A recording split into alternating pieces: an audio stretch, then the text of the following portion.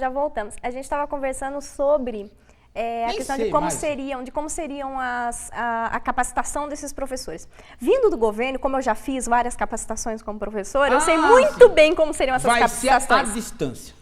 À distância. À distância. Como sempre. À distância. O dinheiro que se paga bem distante de vocês. A primeira regra à distância. Você, como professor, é obrigado a fazer esse curso. Você não recebe nenhum dinheiro a mais. Você está trabalhando a mais para fazer esse curso. O curso você lê alguns textos, participa de um chat. E essa é a capacitação. Gente, isso não forma nem galinha para conseguir botar ovo. Quanto mais vai formar um professor para conseguir, e aí? Mas veja só, a ideia, Fran, veja só como são as coisas, né? Essa ideia já estava um pouco embutida na transformação das licenciaturas que ocorreu há 2, 3 anos atrás. Não, 4 anos atrás, mais ou menos, não é? No Fernando Haddad, porque já houve nas licenciaturas uma modificação na medida que as licenciaturas foram separadas do bacharelado, tá lembrado? Sim. De modo que a licenciatura começou já a ser uma licenciatura mais genérica. Aumentou o número de antropologia, de sociologia no curso de filosofia e vice-versa, né? Por quê? Porque já estava havendo uma certa diluição. De certo modo, isso já era o quê? Uma preparação para a diluição que existe no exame do Enem, que é Exatamente. O exame do Enem é um cocô. Ele não é um vestibular.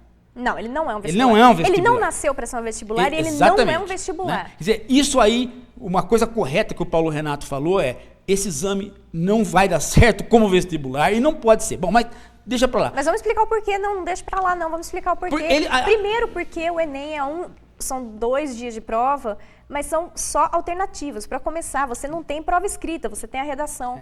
Mas eu nunca vi um vestibular que seja sério, que possa ser levado a sério, que possa realmente dizer quem é o bom candidato a entrar numa universidade ou não, por um aluno, um candidato que não passe por uma prova escrita.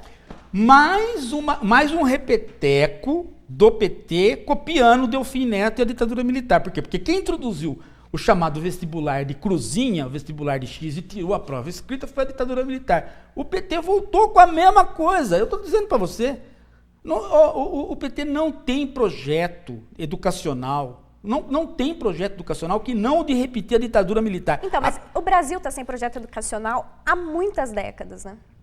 É até estranho, né, que agora... Aliás, deixa eu falar, ia falar do livro do Paulo Freire que eu escrevi, porque o Paulo Freire foi do PT. Né? Agradecer o professor Moacir Gadotti, que fez uma resenha do meu livro sobre as lições de Paulo Freire. O Fernando está com uma fotinho. Pode colocar, Fernando? As lições do Paulo Freire, esse mesmo. O professor Moacir Gadotti, que é presidente da Fundação Paulo Freire, né? E que é um filósofo da educação da velha guarda, fez uma resenha muito elogiosa do livro. E por que eu estou falando do livro? Porque esse livro aí, né, é um livro de um cara que, se hoje tivesse vivo aqui, o Paulo Freire, ele estaria estranhando muito que o PT seguiu esse caminho de imitação da ditadura militar, né? E de imitação dessa diluição toda das disciplinas, de imitação desse tratamento com os professores, que é um tratamento indigno, né? Mas tudo por quê, Fran? Tudo porque a gente está vendo que o próprio partido não tem mais quadros. O PT não tem mais quadros educacionais. O PT não tem mais intelectuais que pensam. Né? Então, e os que tem estão se revoltando com o que está acontecendo. Você veja só, né? É interessante que a semana passada o Pondé esteve aqui. Né? E o Pondé se coloca como um intelectual, um filósofo à direita, um filósofo conservador. Veja, por que há a possibilidade... Isso no passado, né? E na retrasada, a Algária teve. A Algária falou assim: Paulo, ser de esquerda, no meu tempo de juventude, era ser intelectual. E ser intelectual era ser de esquerda. Eram coisas casadas. Hoje você encontra as pessoas falando o contrário. Né? As pessoas começam a dizer que elas são de direita porque elas não querem ser burras. Sim. Né? Ora, então nós chegamos numa situação onde é Por que está se falando isso? Está se falando isso porque os intelectuais de esquerda estão completamente calados diante desse tipo de coisa. Eles têm medo de falar contra o Lula, eles têm medo de falar contra a Dilma, eles acham que vão romper com ganhos sociais. Pô, eu tô careca de ver ganho social no governo do Lula e da Dilma, em parte, né? Mas tô careca também de ver um descaso completo com a inteligência. Com a inteligência, um descaso completo com a inteligência. Mas talvez agora que esses intelectuais geralmente são professores universitários, agora que mexeu com o bolso dos professores universitários será também, que eles vão reagir agora? Será que agora não vão reagir? Agora a gente espera que, pelo menos por esse motivo, eles reajam. Nós precisamos. Porque assim, uma coisa é, a greve não está reivindicando só salário do professor universitário, não. Eles querem mudança no ensino, porque eles estão vendo que esses alunos analfabetos, que saem do ensino médio, analfabetos, onde 70% não consegue entender o que está acontecendo com o texto, né? Não consegue saber o que está acontecendo. Não pode dizer que são analfabetos, né? O aluno agora na universidade, você vira para ele e fala, meu amigo, você é um analfabeto, e ele fica revoltadinho. Fica. Né? A gente porque está acostumado com a progressão continuada. Esse é outro problema que a gente vem há muito tempo. Ele nunca escutou de um professor, por mais que ele zerasse uma prova durante uma vida inteira escolar, ele nunca ficou reprovado. Aliás, veja que estranho, o negócio da progressão continuada, ela foi inventada dentro do PSDB. Né? Dentro do PSDB. Mas o PT endossa. O pessoal do PT gosta desse negócio de progressão continuada. Né? Então você percebe que de uns tempos para cá, nós temos perdido em condições técnicas. Quer dizer, os intelectuais de esquerda, os intelectuais de direita não têm condições técnicas mesmo, né? Porque eles falam genericamente. Né? Você vê que o Pondé tem um bom discurso, mas é um discurso genérico, não vai em questões técnicas. Agora, o pessoal de esquerda que tinha condição de fazer um discurso técnico, porque, por exemplo, eu sou filósofo, mas eu também sou filósofo da educação. Né? Nós éramos muito assim, cada um na sua especificidade, a gente crescia. Nós não temos mais esse discurso, porque nós, em função de um pequeno benefício social para a massa da população, a gente está abrindo mão de discutir questões técnicas em várias áreas, e especificamente em educação. Então você vê muita gente abaixar a cabeça para reformas malucas do Fernando Haddad e agora para essa reforma maluca, doida, do Mercadante. Não tem um texto que você percebe isso. Por exemplo, vou dar um exemplo para você como isso tem um reflexo epistemológico, falta de discussão técnica filosófica e falta de posicionamento político. Você quer ver um exemplo? Né? E eu quero que isso seja interpretado corretamente. Não me venham aqui falar que eu estou sacaneando, que realmente meu objetivo nunca é por aí. Né? Eu vou fazer uma cobrança de uma professora. Vou fazer uma cobrança da professora Marilena Chauí. Certo. Por quê? Porque ela esteve no palanque da dona Dilma. E no palanque da dona Dilma, a professora Marilena reeleição do Lula pedindo tudo bem, reeleição do Lula, ela esteve no palanque da dona Dilma. Sim. E ela, o senhor falou, eu estou orgulhosa como filósofa de ter vivido um momento onde saiu um operário e entrou uma mulher. Certo. Então, por esta força moral, ela deveria ter se oferecido para ser a negociadora nessa greve dos professores universitários, onde tem um impasse. Né? Porque no passado as coisas eram assim. Quando dava um impasse, as grandes figuras, as grandes lideranças intelectuais se ofereciam para ser negociadoras.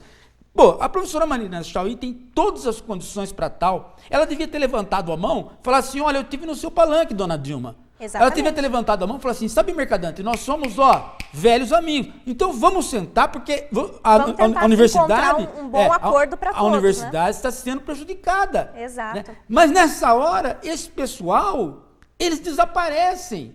E a minha geração, né, que é um pouco mais nova, está pagando o preço por conta dessa irresponsabilidade dessa geração mais velha, que não quer negociar, que não vê necessidade de intervir novamente. Né? É como se assim, apareço em época da eleição, cobro dos alunos, cobro dos professores mais jovens, um engajamento com o Partido Popular. Aí as pessoas votam, se engajam, criam um impasse de greve agora e essas pessoas não voltam mais. Exatamente. Mas elas deveriam voltar.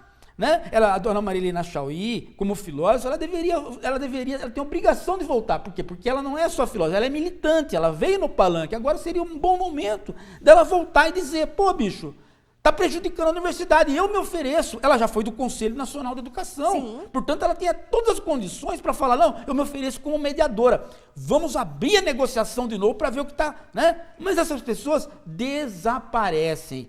Será que elas desaparecem porque elas não têm força nenhuma? Ora, se elas não têm força nenhuma, por que na época da eleição elas têm força? E são chamadas para o palanque? Exato. Sabe, isso aqui está me irritando, esse descompromisso dos intelectuais de esquerda com o patrimônio nosso, que a gente demorou para construir, patrimônio cultural, que essa cadeia de universidades que a América Latina não tem e que está desaparecendo. Agora, Paulo, tem outra questão que eu reparei. Você está conseguindo ter acesso à imprensa pela Folha. A imprensa Não, a imprensa liberal. A imprensa liberal acaba... A imprensa liberal. Mas você não está conseguindo ter acesso à televisão quando você pede para discutir esse assunto. Não, a televisão ela me quer para discutir amor, ela quer para discutir sexo, BBB, ou lançar livro e tal. Mas se você pedir acesso... Mas não parece um cala-boca? É um cala-boca. Não se pode discutir nada que seja técnico. Não é? Você só pode discutir questões genéricas. Quando você entra com o debate técnico, por exemplo, o debate técnico é este. Né? O que vai se fazer com o professor, que não é daquela disciplina? O que vai se fazer quando não tiver mais na escola média a cultura da matemática, a cultura da física, quando tiver tudo diluído? É como se os intelectuais de esquerda tivessem todos eles com seus filhos na escola particular e se sentissem inatingíveis pelo que vai... Mas isso vai atingir a escola média particular também. Mas não só. Vai atingir a escola média particular também. E vai atingir esses professores, porque a partir do ano que vem, 50% dos alunos que vão entrar são da escola pública. Como eles vão lidar com esse povo? Eu quero ver dar aula. Tem uma pergunta aqui, que é a pergunta do Goulart, que eu acho que é a pergunta que não quer calar. Por que sempre os mais interessados são os professores e os alunos? Por que nunca eles são ouvidos? Não, veja só, quem está lá no ministério, teve muita gente que falou assim, é preciso pôr um professor no ministério. Teve 3! A democracia pôs 3. Fernando Henrique, pois o professor, reitor da Unicamp, né, que faleceu agora como deputado. Depois, outro professor, o Haddad, professor aqui da Universidade de São Paulo, jovem professor, mas professor. E agora o Mercadante, cujo trabalho sindical, e por onde ele se elegeu, é o sindicato dos professores. Ele foi professor da Católica, da PUC. Quer dizer, isso está na mão de professor também, e não é que não é ouvido. O problema é que o modelo da administração política e econômica é maior do que a esquerda e do que a direita. Nós estamos girando em torno de uma máquina cujo modelo econômico, cujo modelo político e econômico é maior e sufoca qualquer coisa, está sufocando qualquer iniciativa.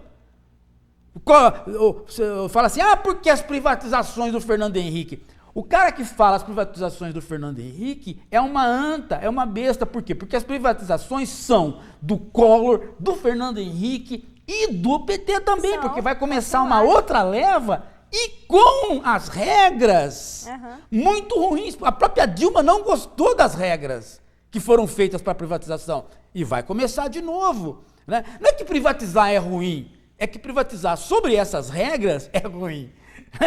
Então vai ter outro problema aí. Né?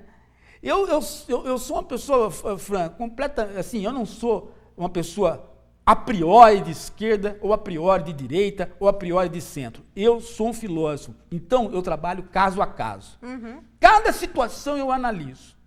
Eu não tenho uma posição, porque eu estou de esquerda, então qualquer política parecida com a esquerda é boa. Não, eu analiso caso a caso. Esse é o papel do filósofo. É assim que tem que ser. Eu tenho uma pergunta legal aqui, do Márcio Nunes Ribeiro. Ele fala que em São Paulo, toda a campanha política feita até então, coloca os holofotes sobre o ensino técnico.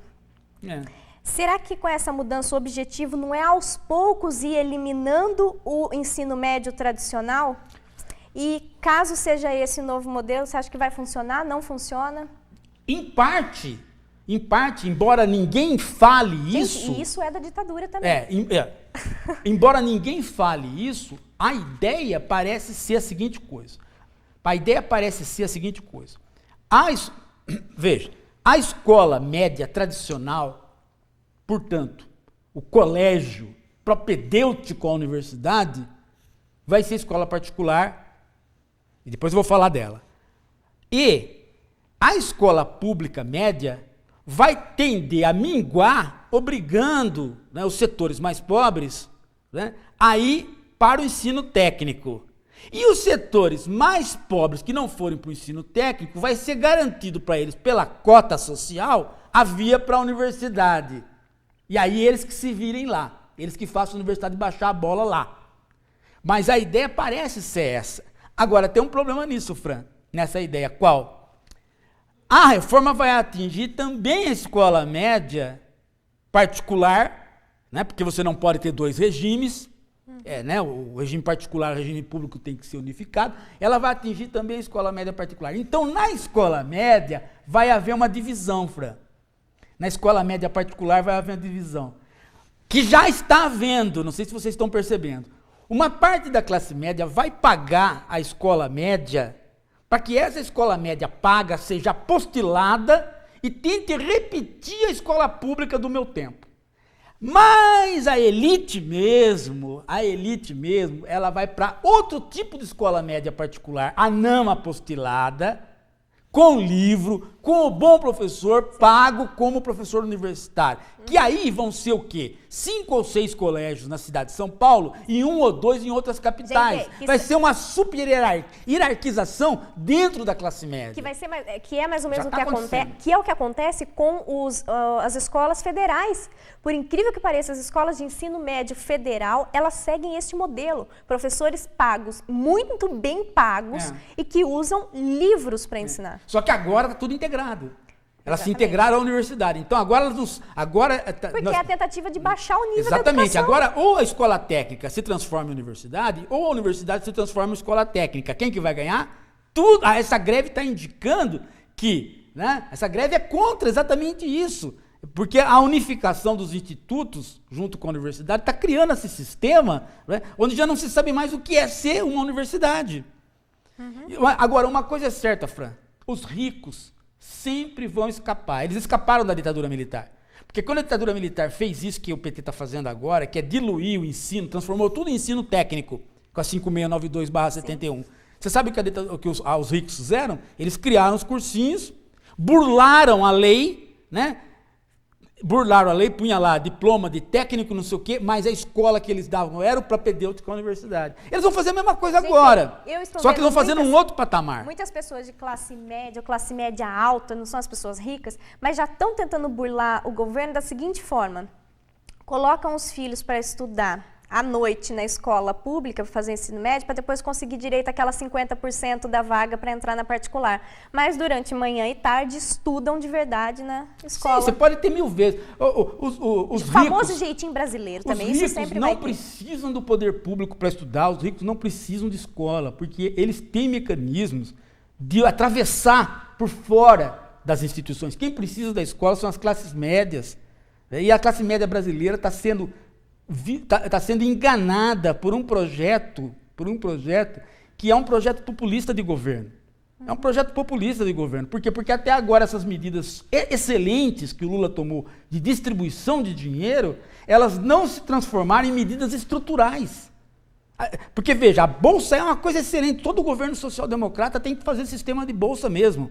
Não é? Como Bolsa Família, Bolsa Escola, isso está tudo correto, é isso mesmo que tem que fazer. Agora, o problema é institucionalizar essa política de modo que a estrutura do país possa também crescer. E a estrutura do país, no caso da estrutura educacional do país, está sendo sucateada. A universidade não está sendo reconstruída, o salário dos professores universitários está sendo abaixado, e agora vem uma reforma dessa que vai jogar na mão dos professores universitários uma leva de analfabetos que não tiveram física, matemática, química, as disciplinas normais no ensino médio. Fala que na prática, não estou entendendo. Sabendo bem, na prática a gente sabe muito bem, um professor que se forma em biologia, por exemplo, como que ele vai dar uma aula sobre química inorgânica?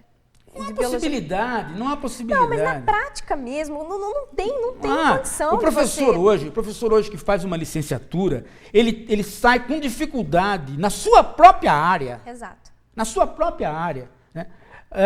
Por quê? Porque as nossas ciências estão cada vez mais complexas. Nós estamos vivendo um mundo onde um cara que faz uma licenciatura em filosofia, né, ele sai com dificuldade em filosofia contemporânea. Ele não sabe filosofia contemporânea. Né? E nas áreas de ciência, a mesma coisa. O cara que faz física, hoje, ele não sai com uma discussão sobre o que está acontecendo na física contemporânea, na física moderna. Exato. Então, a dificuldade já começa na própria formação. Né? Você imagine, então, cobrar dele, né, um trato com outras áreas. Ele só vai poder trabalhar com outras áreas se ele trabalhar num nível introdutório. Mas no nível introdutório não pertence ao ensino médio. O nível introdutório é do ensino básico. Exatamente. O nível do ensino médio ele já é propedêutico naturalmente à universidade. Ele já faz parte da universidade. Porque quando você vai aprender equação, a equação do primeiro grau e a equação do segundo grau você aprende na escola básica. Termina a 8ª série, você tem que saber a equação do segundo grau, tem que saber a função do segundo grau. Quando você vai para o ensino médio, já é a utilização dessas equações e dessas funções. É mais ou menos o que a gente estava conversando sobre a não questão é aprender, não é que vai aprender equação do segundo grau no ensino médio, não. Porque o cara que aprendeu a equação do segundo grau no ensino médio, ele está fora. Mas ele está fora do mercado. O que a gente estava conversando sobre o mercado intelectual. Sobre a alfabetização.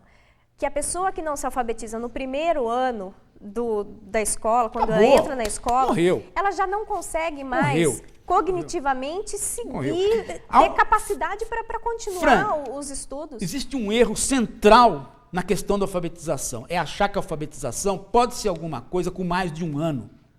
A alfabetização, aliás, as pessoas não gostam de usar esse nome alfabetização. Agora tem nomes que são excelentes, letramento, enviadamento, um monte de coisa, né? Mas alfabetizar... Jumento, por exemplo. Jumento. Né? É para formar o jumento. Jumento. O letramento forma o jumento, né? Deve ser esse o slogan, né? Quer dizer, mas a alfabetização é 6 meses, no máximo. Não alfabetizou em 6 meses. Põe um chapéu de burro, manda embora. Não dá, gente. Por quê? Porque a criança... O máximo é 1 ano. A criança, ela fica entediada. Lógico. E ela vê que ela não progrediu como ela deveria progredir. Por quê? Porque ela está na escola há 1 ano e não sabe ler. Ela está na escola há 2 anos e não sabe ler. E ela quer ler, mas ela não sabe. Então a escola deixa de ter interesse. Naturalmente você perde o interesse. Lógico. Né? Agora... Eu sei porque eu alfabetizei os meus filhos em 2, 3 semanas. Pegar a cartilha Caminho Suave e pá. Aí foi o que eu falei pra você. Não, foi o que eu falei pra você. O meu tio, eu achei ótimo o que ele fez. Meus primos não aprenderam em 6 meses, não se alfabetizaram em 6 meses. Quando chegou nas férias no meio do ano, ele comprou uma cartilha Caminho Suave e alfabetizou em 1 mês. Alfabetiza, gente. Alfabetizou em 1 mês os meus 2 primos. E não adianta você falar, você vem com aquela conversinha mole, de que o cara, porque é pobre, porque não teve um ambiente familiar bom, ele não alfabetiza em 6 meses. Alfabetiza, gente. Você sabe por que não alfabetiza? Não alfabetiza porque lota-se as salas. Lógico. Entendeu? Esse é outro problema. Lota-se as salas, paga-se mal a professora, Lógico. não dá condições dela seguir o caderno de cada aluno, aí não alfabetiza mesmo. Lógico, não tem um acompanhamento. Né? Mas faz como era na minha época, né? 25 alunos só. Não tem 20. Máximo. No máximo. 25 é 25. E aí, tinha lá a professora e a normalista, né? As duas, corrigindo caderno por caderno. Alfabetiza. Eu fiz estágio numa sala de alfabetização que tinham 57 alunos. Não cabiam os alunos na sala de aula, não tinha carteira, eles tinham que usar só a cadeira. Olha, eu tive colegas, não tenho vergonha de dizer não, né? E eles confirmam isso, né? Hoje estão com 55, 56 anos, que eram chamados repetentes. Né? Eram pessoas de cabeça assim. Os caras falaram assim, eu não sou um cara bom para estudar, né? Não sou um cara bom para estudar, não sou inteligente. O cara admitia isso. Agora não. Mas aí geralmente... Agora não. Agora não existe mais ninguém que não é inteligente. Todo mundo é gênio. Depois geralmente ele ia para uma profissão do qual não precisava seguir os estudos, mas que se dava muito bem na profissão também. Mas mesmo essas pessoas, na segunda vez, alfabetizavam. Que é depois daquele segundo semestre. Quero fazer 2 perguntas aqui. Uma é do Thiago Sampaio. Ele quer saber se você acha, o que você acha da proposta do senador Cristóvão Buarque sobre a federalização de toda a educação no país. Ele é de Fortaleza, o Thiago. Olha, essa é assim, é aquela ideia de quem não tem o que fazer, né? O Cristóvão está sem utilidade, ele está velho, pegaram ele com pornografia lá na Câmara, digitando, né, sites pornográficos, então ele não tem o que fazer, ele fica dando ideia. A ideia não é ruim. Assim, se você pensar em termos de legislação, é isso. Se você olhar o Brasil pela legislação, você chega à conclusão que a municipalização e a estadualização da educação, né, não deu certo nesse país. Esse país deu certo no plano federal, em termos de legislação. Mas quando você pensa em termos práticos, você percebe que esse não seria uma boa solução por uma outra razão. Qual? Né? A União, ela tem um encargo com as universidades que está pesando para ela. Está pesando, tanto é que estamos em greve. Absorver mais significa mais gente em greve nessas condições. Então, para federalizar, tem que ter uma outra questão que também está sendo discutida, né? E aí tem que ser integrado. A lei tem que vir junto com outro processo integrado. Qual? 2. Os 10% do orçamento para a educação, que está no Congresso, e os royalties do petróleo para um segundo MEC, um MEC do ensino básico bancado pelo petróleo. Aí sim, mas criar essa legislação sem criar o fundo financeiro junto, não vai resolver nada. O Haddad falou isso pra gente. Dinheiro não falta. Você lembra que ele falou isso? E existe outra coisa. O ministro da Educação no bar falar isso pra você. Dinheiro não falta, o mercadante quer transformar o Enem como um ensino para avaliar como está a situação do ensino médio para todos os brasileiros. Para isso ele gastaria 17 milhões a mais do que está gastando. Dinheiro para gastar tem. Essa já não é mais um problema. Eu já cheguei à seguinte conclusão. O Brasil é o país o Brasil, nos anos 60, 70, era o país que menos condição tinha de avaliar. Não tinha IBGE, as estatísticas no Brasil eram todas. Agora é o contrário. Todo dia tem alguém, alguma fundação, fazendo alguma pesquisa avaliativa para o governo e ganhando. E pesquisas, todas elas reiterativas, Fran.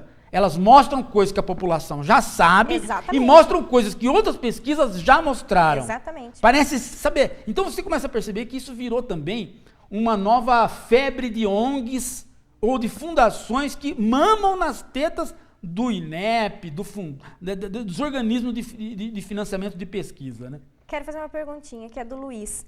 O que você pensa sobre a homeschooling? Seria uma saída para as famílias escolarizadas, ou seja, os filhos poderem estudar em casa? Não, isso, veja, os ricos sempre fizeram isso. E a classe média... É que no Brasil não é permitido, né? Não, é permitido. Não é permitido por lei e as famílias que estão brigando agora na justiça estão sendo castigadas. Não, mas isso é um entendimento errado. Isso é um entendimento errado. Então, entendimento errado dos juízes, porque não estão sendo permitidos. A educação brasileira, ela é um direito subjetivo. E isso aí vocês podem olhar, entender o que é direito subjetivo, vocês vão ver que é o direito subjetivo. Ele é um direito da pessoa. Ele não é um dever do Estado, mas é um direito da pessoa. Então, esse direito também de escolha de que tipo de educação você vai ter, tanto é que o Conselho Nacional de Educação, quando perguntado, pelo menos na época que o Cury estava lá, o Cury teve que dar favorável no Conselho. Então, aí é uma outra questão esquisita que está percorrendo. Mas isso aí, veja, os pais acompanharem a educação dos filhos, isso a classe média brasileira já fazia.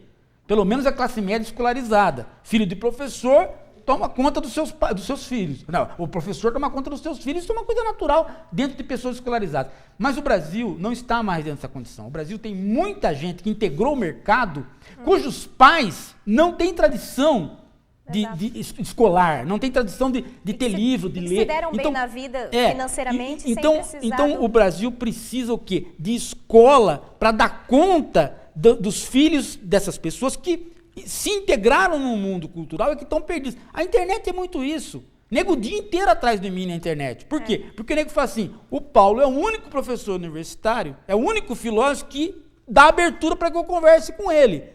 É lógico que ninguém vai fazer isso, gente, porque as pessoas me abordam, me xingam, brigam com todo mundo, prejudica a Fran, porque sempre tem gente má, tem sempre um cara. Mas você não pode fugir disso daí, porque tem muita gente que precisa realmente da gente lá. Entendeu? Bom, mas o resto dos professores não querem fazer isso, não. Eu já tenho que encerrar o programa, mas eu quero falar para o José Valério, se você perdeu, não dá tempo de falar de novo sobre esse assunto, mas amanhã à tarde já está no site do Adjust o programa, você pode rever o que a gente conversou aí, tá bom?